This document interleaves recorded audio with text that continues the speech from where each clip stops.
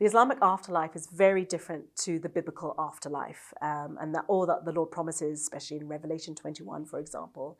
In the Islamic afterlife, you have a garden. It is filled with little boys waiting on women who are waiting in pavilions. This is Quranic descriptions of the afterlife.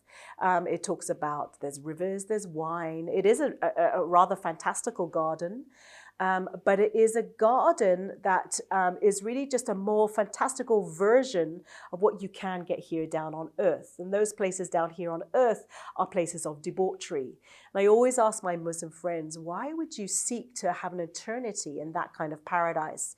Now, there is some verses allude to the idea of whatever your heart's desire, you will be given.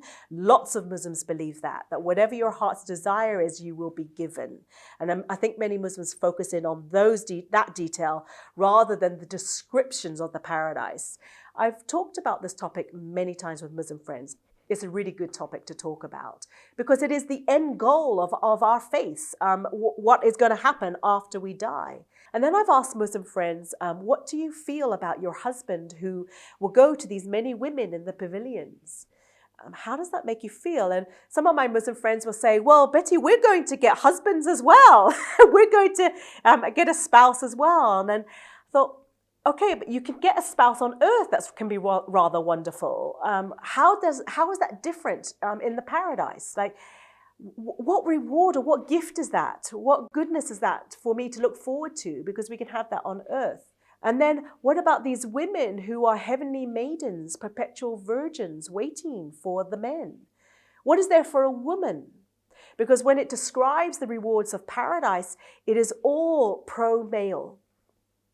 And these are great topics to talk about with Muslims because there is a real emptiness and debauchery about the Islamic paradise. Now, the Islamic texts, the Islamic traditions go into far more detail. For example, the sayings of Muhammad. Some sayings speak of it is the majority of hell's inhabitants are women.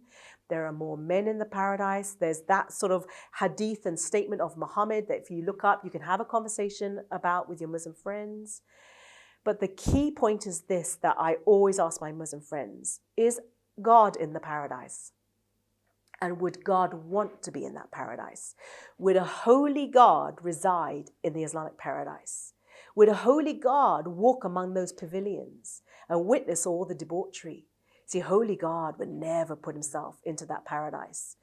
And what's more is that the very thing that has caused brokenness here on earth, including immorality, including brokenness of relationships and unfaithfulness between spouses and so on, that brokenness is given as a reward in the Islamic paradise. Our Muslim friends need to think this through. These are great, serious, a terrible vision of future.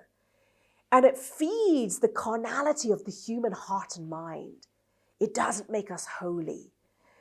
But the main point that Allah, their God, is not even going to physically live with them. So even according to Islamic theology, their God, Allah, is not going to dwell with them in the paradise. There is an idea that some Muslims are going to catch a glimpse of Allah on the last day. There is an idea in some Islamic thinking that there's a presence of Allah. But Allah is not going to dwell with them. They're not going to see Allah face to face, whoever Allah is. You see, Allah is a spirit-like figure, but he's not the spirit that we follow. He's not the Holy Spirit. He's not the Father. He's not the Son. Then you take it out of that debauched view of the Islamic paradise, always take it back to the actual paradise that is awaiting humanity if they trust the living God. And that is in Revelation 21, after Revelation 19, when the King of Kings has dealt with the debauchery. When the King of Kings has come and there's a sword out of his mouth and judgment has come and he's dealt with all of the sin and brokenness.